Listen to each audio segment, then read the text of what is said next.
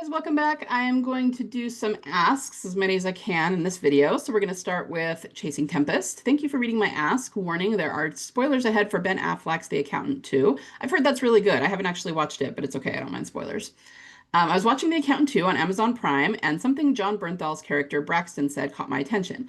In a scene where the characters need to get information out of a bad guy, Braxton, an anti-hero, isn't John Bernthal always? Not always, but a lot of the time.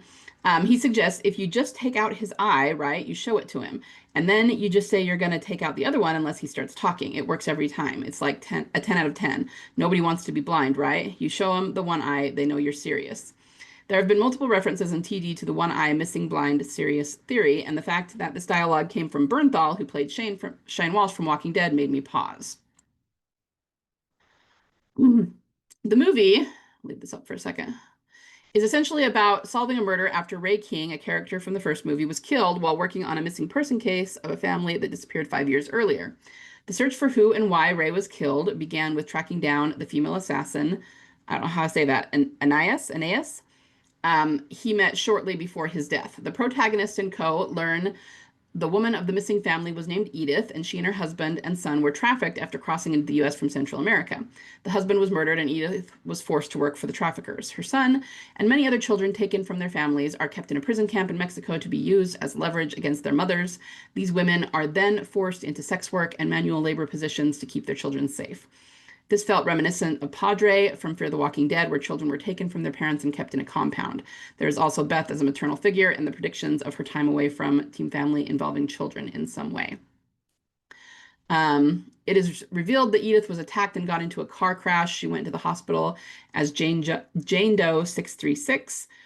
She woke with a nearly total memory loss. Dr. Trace Williams, played by Joel Holt, is a neurologist who designed strategies to treat individuals with extensive brain trauma. Jane Doe was one of his subjects. Joe Holt is another TWD alumnus. He played Dr. Leopold Bennett, that's what I thought, in TWD World Beyond as a researcher trying to find the cure to the wildfire virus.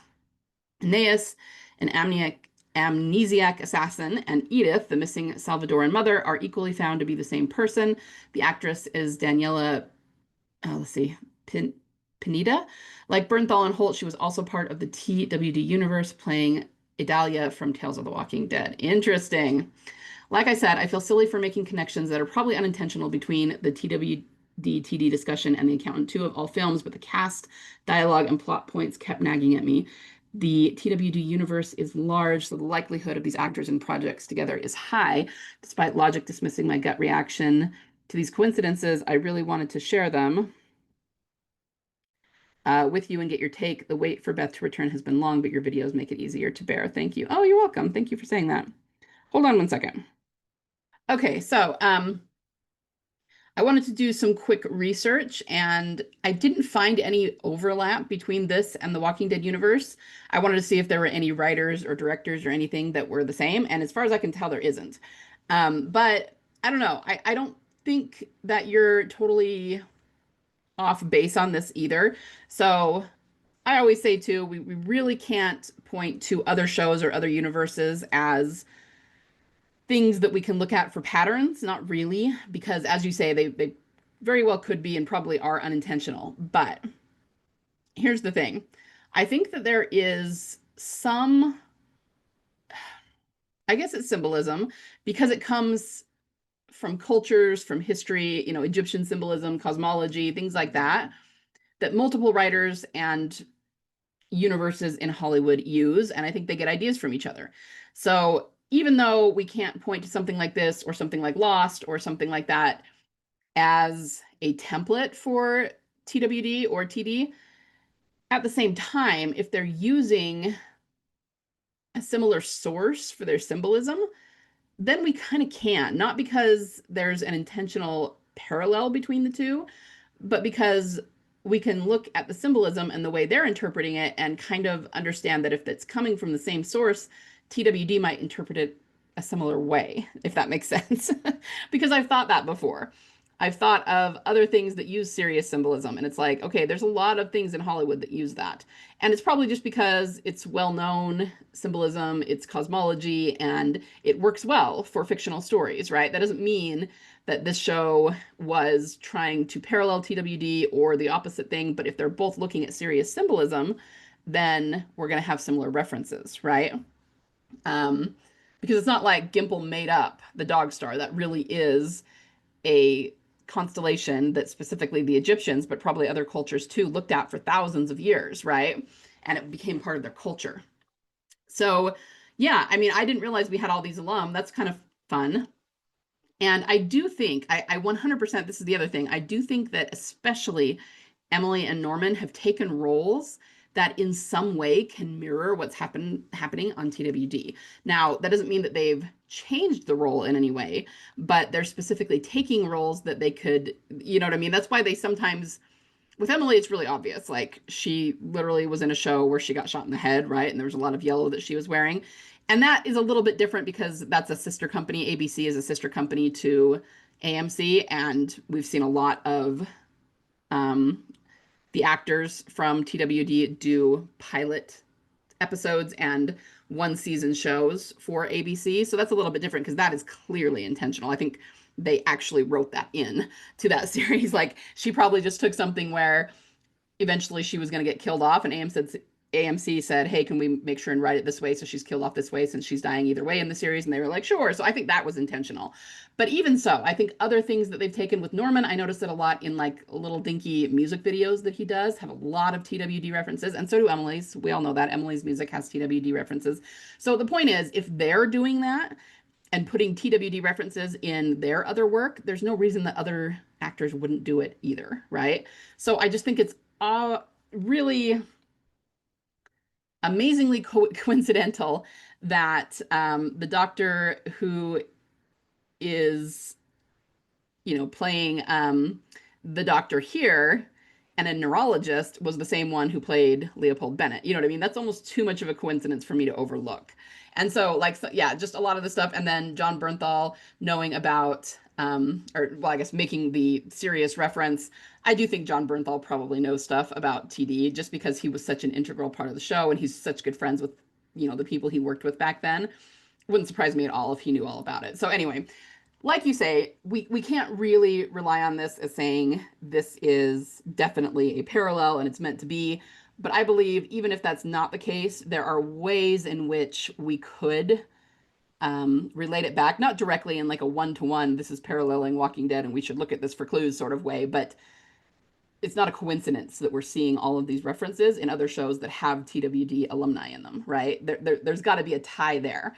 Just one little tiny thing could be a coincidence, but there's so many, and so many even just in this show that you found, and we found them in other shows too, that very often have some kind of tie to TWD, either in actors or in directors or writers or producers or even casting directors or, whatever the case may be. So thanks for pointing this out. I have not watched this yet, but I've had everyone in my family who's watched it has told me it was really good and they enjoyed it. So it's like on my list of things to watch. I'll probably get around to it eventually, and I will look for this when I go to watch it. So thanks for sending that in. That's super fun. All right, Granny TWD. Thanks for the Daryl Dixon season 3 opening minutes analysis. Lots there. You reminded us once again that home for Daryl is Beth, which made me consider the obvious. Daryl and Carol are together and not content. They are surviving, not living. Yeah, good point. They want to get back home. Beth and Daryl together will be more than content with each other, whether they make it back or not. They will be living. Absolutely. Absolutely. We saw that in season 4 when they wanted to stay at the funeral home and put down roots. And that was big for Daryl, given how loyal he is to Rick, that he was willing to just stay there and not look for Rick anymore. So yeah, agreed. And that's a good point. Like, Carol didn't want to be without Daryl. She says that in the opening minutes, it was too hard to be there without you. So that's why she came looking for him. But now she didn't want to be in Europe anymore. She's talking about how she really wants to get home. And not that there's anything wrong with that. Of course, they both want to get home. But yeah, you're right that being together is not really home for them. It's just that they're really good friends, right? So yeah, great points there. Great points. Thanks for sending that in. All right. Emily posted on TikTok that people have been bringing up Easy Street to her, and she acted all confused about why, saying it wasn't one of Beth's songs or one of hers, so what does it mean? Now, I'm not one of those people that believes the actors stay super plugged into the goings on of the show, especially once they've left, but this seems not totally unsuspicious to me. Yeah, agreed. A quick Google search of Easy Street TWD would have turned up the answer for her. There's even an explained article, so in my mind, there's two options. One, she knows that it's connected to Daryl and saw an easy play for engagement on her page. Acting confused ensures people flood the comments with explanations. Or she saw another opportunity to make a post about Daryl without coming out and saying it was about Daryl. Given that we think she'll be showing up in season 3, it feels like we should be on the lookout for more pseudo TWD content from her in the coming months. Yeah, totally agree. Totally agree. And I feel like she and a lot of the actors, I agree that they probably wouldn't stay very plugged in if they're not going to be on the show anymore. Because, why would they? They're busy, they work, they have other things to do, they have families, right? But every time, it seems like a few times people have asked Emily things like, "Hey, have you been watching the show?" Or, "Are you caught up on TWD?" And she's more than once said, "No, I don't really watch it. I don't make it a point to watch every episode." And it's kind of like, well, why would you? You're not on the show anymore. You don't have to watch it, right? But I just never buy that because on the flip side, she'll also make posts that are suspicious that are really specific. So it seemed um, like in season 6, at some point, someone asked her that, "Have you been watching them?" And she said no. And then there was that moment in the church when Glenn and um, Enid, whoa, I blanked on her name for a minute, were in the church and he mentioned people who had died before and he didn't say Beth. And Emily commented on that and was like, "Oh, sure, just don't even say Beth's name." You know what I mean? So, like, there's little things like that that she does know. And it's like, why would you know that if you're not watching the show? And that was close enough to her, to Coda, that that's probably not the best example. But anyway, it just seems like that to me. So anytime she says she doesn't know things about TWD, I kind of don't believe her, especially. And then she does things like, "Oh, I'm going to be re-recording some TWD songs or some Beth songs that we still haven't gotten yet." But clearly she's kind of involved at least in oblique TWD activities. So her acting like, "I have no idea what that is." Yeah, that I agree with you. That seems definitely fake to me.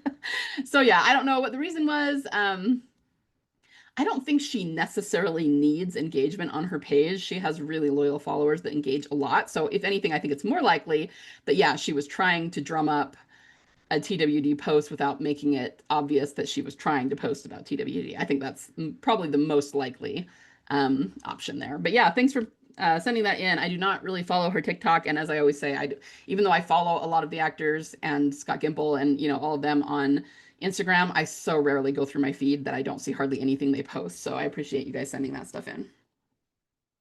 Let's do one more. Let's see. Have you ever thought about how Beth might look when she returns to the show? Obviously, Emily Kinney is no longer the same age as when she filmed the first seasons, and Beth will, in any case, have grown a lot compared to the last time she appeared in the story. When she left the scene, she was wearing the iconic yellow shirt and the braided ponytail and cowboy boots. I wonder if her way of looking could also reflect an internal change and her mental state at the time of her return.